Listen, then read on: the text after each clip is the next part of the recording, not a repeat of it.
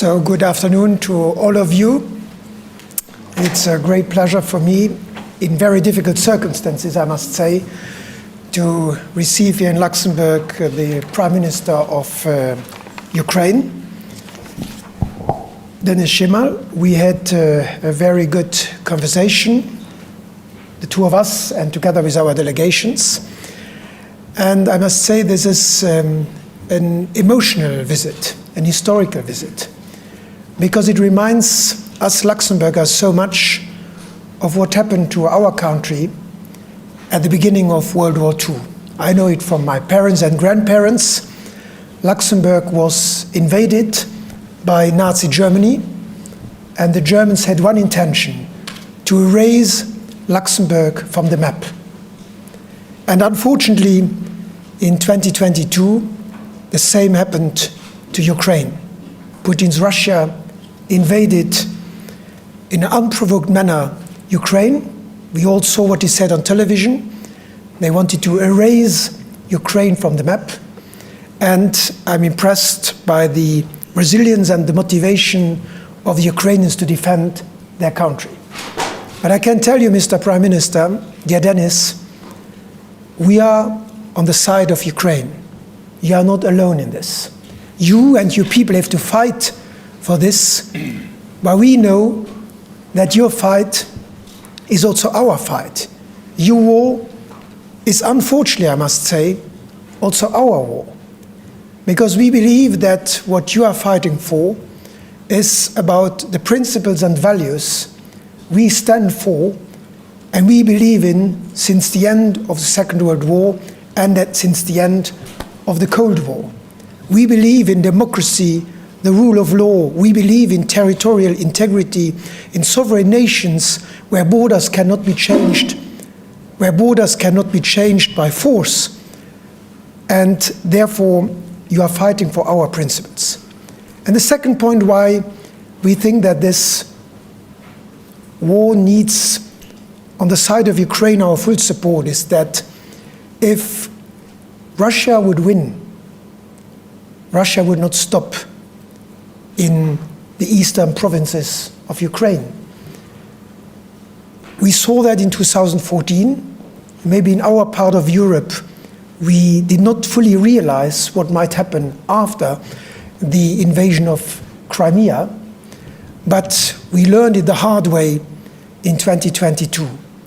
And that is the reason why, on behalf of the Luxembourg government, I can tell you that we will do everything to support Ukraine from a political point of view, from a military point of view, a humanitarian point of view, a financial point of view.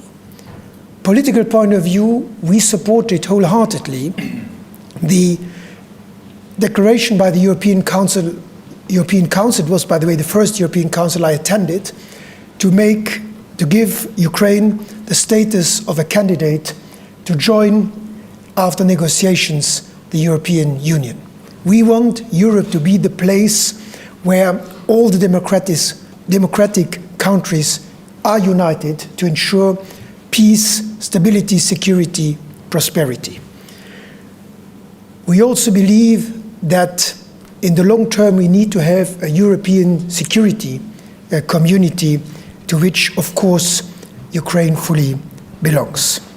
We will continue to support, with our means, Ukraine from a military point of view. We don't have all types of weapons that Ukraine may need, but we can support you in different coalitions with others. That's why we, together with our Benelux partners, join the Czech initiative to buy ammunition that Ukraine needs.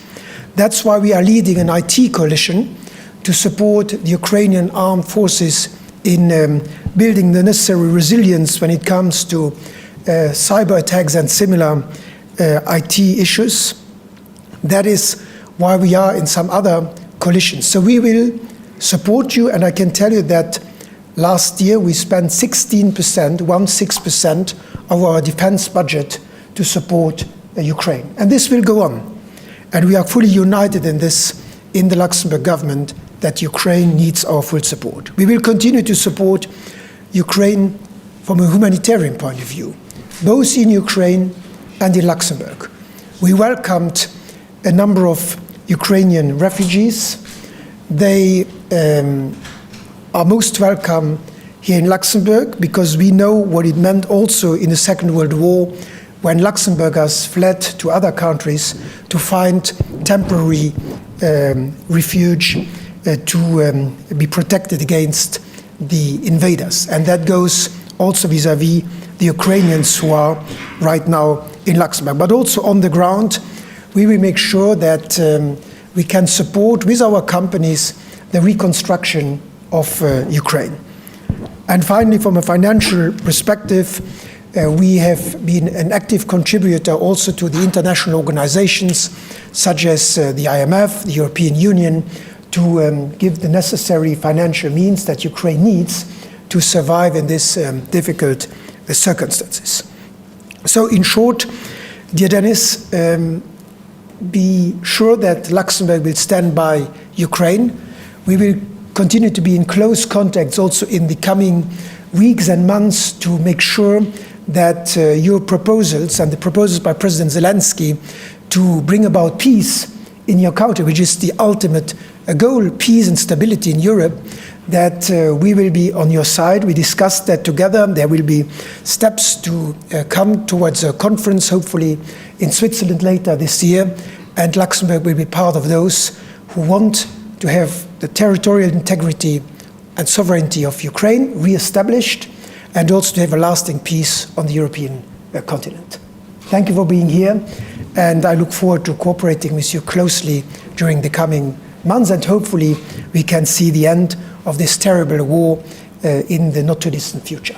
Thank you. Thank you. Mr. Prime Minister. Dear Mr. Prime Minister, dear Luc, dear colleagues, journalists, today we had important talks with my colleague, distinguished Luc Frieden, Prime Minister. This is our first face-to-face meeting, and it is therefore particularly significant. Ukraine is at a turning point of our history.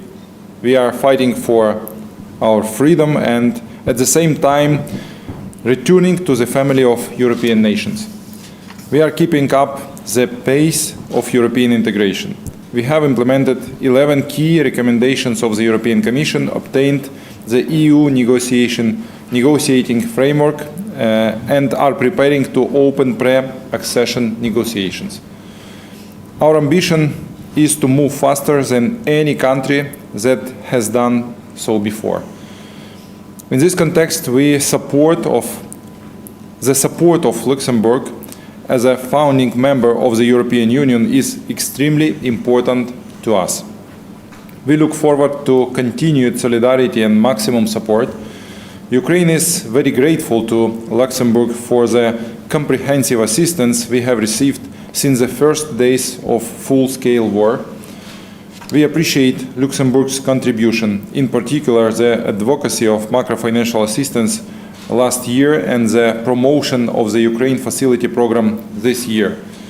We are grateful for the intention to contribute to Ukraine's recovery.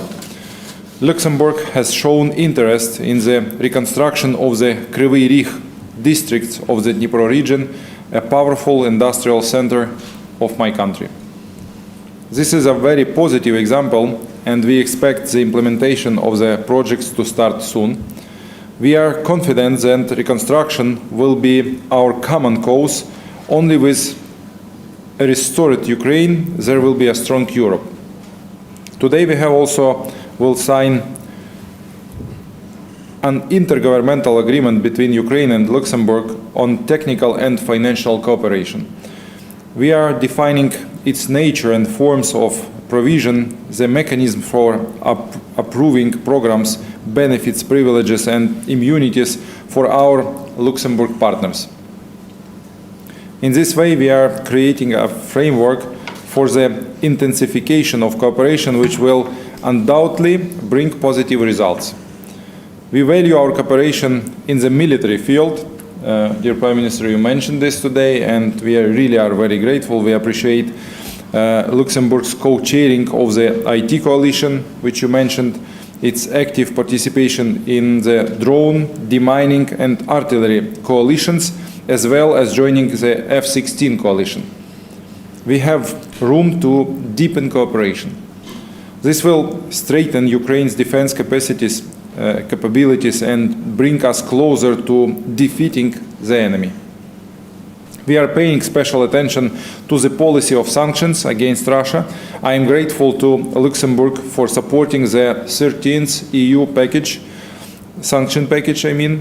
At the same time, we should talk not only about the number of sanctions, but also about their quality and effectivity. Our common task is to cut off all ways of financing Russia's aggressive war. And we discussed this actually today with Mr. Prime Minister and governmental team. This requires maximum pressure on the metallurgical, financial, energy and agricultural sectors of the Russian economy. We need a total ban on Russian food exports to Europe. After all, these exports include stolen Ukrainian grain. We need an embargo on Russian oil and gas. Export control must be tightened to prevent evasion of sanctions. We are counting on the support of Luxembourg and all European partners. One of the key issues of the dialogue with Europe today is the confiscation of frozen Russian assets. In particular, according to preliminary data, more than 6 billion euros of Russian funds are held in Luxembourg. Our principal position is that these funds should now be made available to Ukraine. This will be fair, just and responsible to the thousands of victims of Russian aggression and Russian terrorism. It will help us survive the war and continue our reconstruction. Today, EU countries are close to a consensus on transferring the profits from the Russian assets to Ukraine. We are grateful to Luxembourg for supporting this initiative, but Ukraine sees this only as a first step towards full confiscation. For us, it is fundamental that all frozen Russian sovereign assets be used for Ukraine's sustainability and recovery. The confiscation of Russian assets is an important element of the global security architecture. We must set a precedent where the aggressor is punished and pays for its aggression. Another important aspect is the implementation of President Volodymyr Zelensky's peace formula. We are grateful to Luxembourg and personally to Prime Minister. Thank you so much for your consistent support, in particular for your readiness to join in the implementation of the 7th point of the formula, which refers to punishing Russia for its crimes. Preparations are underway for the Global Peace Summit in Switzerland. We expect more than 100 countries to participate. We would like that all countries of the world participate in this peace forum. I am confident that Luxembourg will make a significant contribution to this major forum, which will bring us closer to a just peace and global security. Dear Mr. Prime Minister, dear Luc, I would like to once again express my gratitude to you personally, to your government, to your country, to your people. I believe that for more than 2 years we have stood side by side, fighting together against the Russian evil, and we will win. We believe that our friends and partners will stand by us for as long as it takes. And you told us today, thank you for this. It brings us much more motivation and more strengthening for my country and my people and our people. We appreciate all that has been done. We know we can do more. Together we will win. Thank you for your attention. Thank you personally. Thank you. So, are there any questions? Yeah. Okay. Joseph Gaulier from L'Essentiel. Mr. Frieden, I have a question about the support of the Chechen idea. In which amount will Luxembourg contribute to this program? And to both of you, do you have a reaction, a statement about the re-election of Vladimir Putin the day before yesterday? Thank you. On the first aspect, we will do so together with our Benelux partners, and the exact amount still needs to be defined in the discussions with the Belgians and the Dutch. On the second question, I think these were not really competitive elections as we are used to, where there are several candidates competing in a democratic manner. So therefore, I wouldn't really call these democratic elections. It was not elections in Russia, it was like self-reappointment of dictator on the position, and we will never recognize these elections. It was fake elections on the occupied territories, it was fake elections in the many regions of Ukraine. We have seen many bad practices of this, I would say, elections. And I believe that all civilized countries will never recognize these elections results. Jan Kreller from Luxembourg Award. I have two questions. The first one is Luxembourg reduced its spendings for Ukraine from 69 millions to today 70 millions for 2024. Why is that? And will Luxembourg reach the goal from the last year? And second question is to Mr. Shmyhal. Can you comment the personal situation of the Ukrainian military? We have not, and we will not reduce our contribution to Ukraine. We have spent so far about 700 million, which in the Luxembourg context is quite a lot. So we have spent almost 0.6 or 0.7% of GDP over those past two years. And therefore, our effort will continue. Our effort will continue both vis-à-vis Ukraine and for defense in general. I am in the process, together with the Minister of Foreign Affairs and the Minister of Defense, to come up with a plan on how to spend more on defense towards also the NATO summit in July in Washington. And this, the figure that you just mentioned, is only part of our general defense effort. What matters is that we give to Ukraine what Ukraine needs to win this war, and Luxembourg will do so together with its allies and partners in the European Union and in NATO. There can be no doubt about that. We stand by Ukraine, and these are not only words, these are also all the military equipment and all the financial means that Ukraine needs to make sure that our principles, which we so strongly believe in, can prevail all over Europe, including in Ukraine. Let me use this opportunity and once again to thank to Luxembourg people, to Luxembourg government for this crucial for us support in all spheres, in the energy sphere. We discussed actually this with Mr. Prime Minister. We survived two very difficult, tough winters, having supplying of energy equipment, energy technologies. We have military support, we have sanction support, financial support, and we are so much grateful for this. And second part of your question is about military situation. I should comment that Ukraine liberate 50% of occupied by Russia territories during these 2 years. We continue our fight. We liberate Black Sea, and having our own fleet, we destroy about 20 Russian warships. We continue liberation of Black Sea, and now we increase our export through the Black Sea corridor export capacities to the level of before of this full-scale invasion and aggression from Russia side. So we will continue. We do the same on the battlefield, on the ground, and we continue produce drones and destroy Russian techniques from night by night, from day by day. We have difficult situation on the front line because of lack of artillery munition. And we hope that this Czech initiative, which Luxembourg joined, will help us, and beginning since April we will have enough ammunition, artillery ammunition, to deter our front line.